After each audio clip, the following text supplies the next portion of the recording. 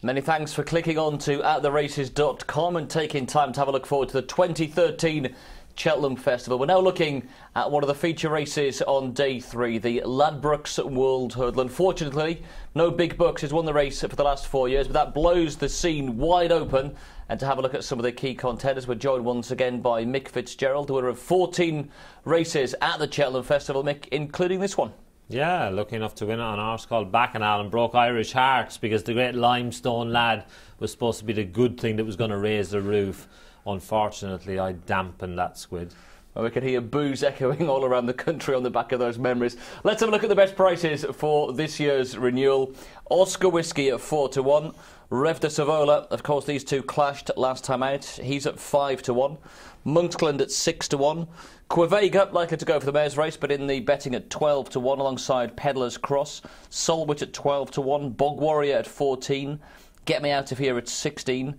And then we've got Smad Place and Grand Cru both on 20-1. But I suppose Oscar Whiskey is the obvious starting point. Mick, he's always got the big entry race as his target, but this year Connections set their stall out quite early on that it was the World Hurdle they were heading towards. Yeah, it was, and we're seeing him here. This is some good horses finishing behind him. Brampur, Race Star, but this was Demolition Derby. But this is a track he loves.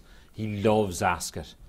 And many people felt when they saw this that this was a World Hurdle performance, and you'd have to agree. He just looks to me to be that little bit short of champion hurdle class over 2 miles.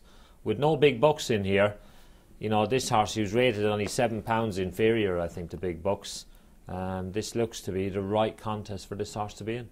Does he stay 3 miles? So that was 2.5. He's gone there before. He's tried 3 miles in this race last year and was beaten. Yeah, that would be the concern for me. I'm not so sure that he's an out-and-out 3-miler. I think he's a real horse for the in-between distance, and if they can have a Ryanair over hurdles, for this horse is tailor-made. You can have an EasyJet hurdle, maybe. Possibly. But I think for me, you need to get right to the top by the winning post, and I'm just not sure that this horse does that. And this brings us on to Rev de Savola, because these two horses clashed last time out, and I think Barry almost rode Oscar Whiskey to get the distance that day. Yeah, he did, and for that reason as well, he was bang there with Rev de Savola. There was nothing between the two of them at the finish as well. I think only a neck or a head separated the pair, so they're quite closely matched, and even the handicapper can't really separate them. There's only £1 between them. The handicapper actually thinks that Oscar Whiskey is £1 better than Rev de Savola, which is surprising. The ground, I think, could be the difference. If the ground comes up good, it'll definitely suit Oscar Whiskey more than it suits Rev de Savola. But Rev de Savola, he's got cracking Cheltenham Festival form over hurdles, and I think, he's a horse who deserves to have his place at the top of the market.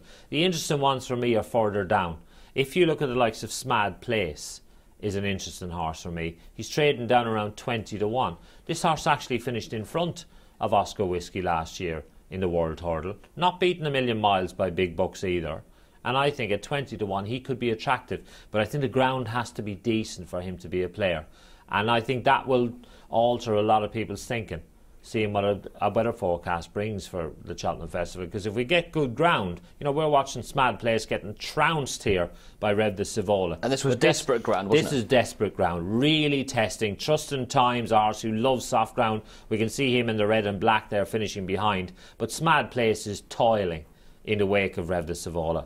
And I think that the same can be said if the ground is soft at the festival. But if the ground comes up good, Smad Place could be a little bit of a surprise package. And Rev de Savola's got good festival form, second to Peddler's Cross on quick ground, but is he maybe just been more suited by the deeper conditions while he handles good ground? He's better suited by a deep. I think you hit the nail on the head. He's, horses do have a preference, and I think for me, Rev de Savola, his preference is for it to be soft, but he's still a player on good.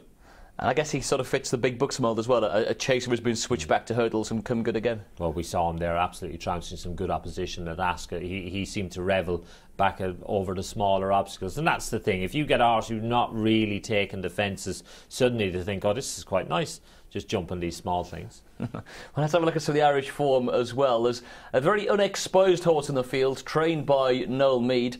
And this is Monksland, who got up in the dying strides to win over Christmas.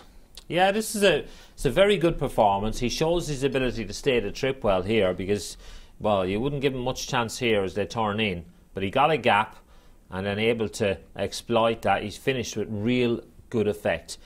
The only worry for me is he got comprehensively beaten in last year's Neptune. Beaten 18 lengths by Simon Sagan. There was no fluke about it. He had a nice smooth run round. And that's always a little bit of a concern for me. You just wonder, is this form strong enough? I don't think there's any doubt he stays the trip well. But I'm just not convinced by this horse. And did you say he went to the festival last year? He's lightly raced, so it could improve again back on quicker ground. Yeah, he is progressive. We saw there that was a much better performance than we'd ever seen from the horse before. But I think some of these other horses I'm interested in. Tony Martin is a guy who I rode at Cheltenham Festival winner for. Another horse who tried chasing, and we're about to see him is Bog Warrior. Yeah, Bog Warrior, a bit like Big Bucks, and also Rev de Savole has been chasing, has come back over hurdles this year, and has been in just terrific form. 3 from 3, Mick. Yeah, he is, and you can see him here trouncing Zaidpur. This is good form, and the handicapper was suitably impressed as well. And a little scout through this horse's form makes you sit up and take notice, because he beat none other than Fleming Star in a novice chase, and that'll tell you what this horse is capable of.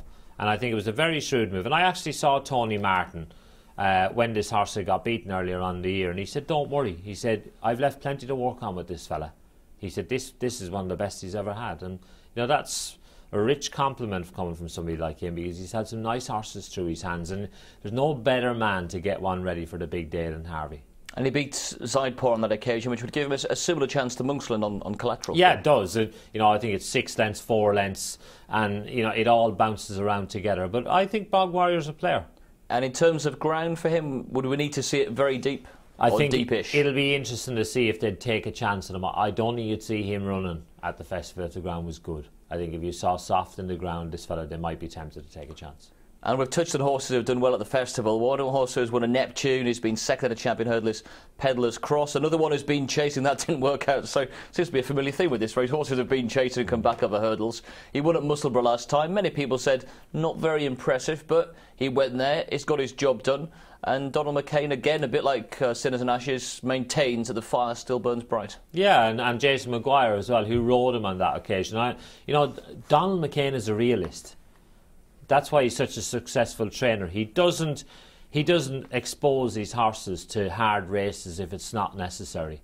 And for me, I think it was significant he sent him up to Musselburgh. He just wanted to see if that spark was there. Jason Maguire came in and said it's definitely there, and it's all systems going now for the World Hurdle. I, on the other hand, am not convinced. I wasn't that taken with the performance. I thought it was laboured, and for me, he needs to find that old spark to be a player here. I think it's very significant as well that last year when the wheels came off of the fences, they were still saying, yeah, he's still working well at home, but he wasn't doing it on the track, and that seems to be the case again with him. Yeah, the only thing I would say is he's a realist, Donald, and I think he'll know when the time comes, and I think the market will reflect that. Well, let's have a look at the markets before we come to selections for the Ladbrokes World Hurdle. Oscar Whiskey 4 to 1, Rev de Savole 5s, 6 to 1 for Monksland. Quevega's in there, but he's going to go for the mare's race, all being well. Peddler's Cross at 12 alongside Solwit. Bog Warrior at 14s, 16 to 1, and Bigger the remainder. The winner of the 2013 Ladbrokes World Hurdle, Mick, is? I think it'll be Rev de Savole, but I'm just a bit worried about the ground. If the ground comes up good, I think Smad Place could run very well at a very attractive price.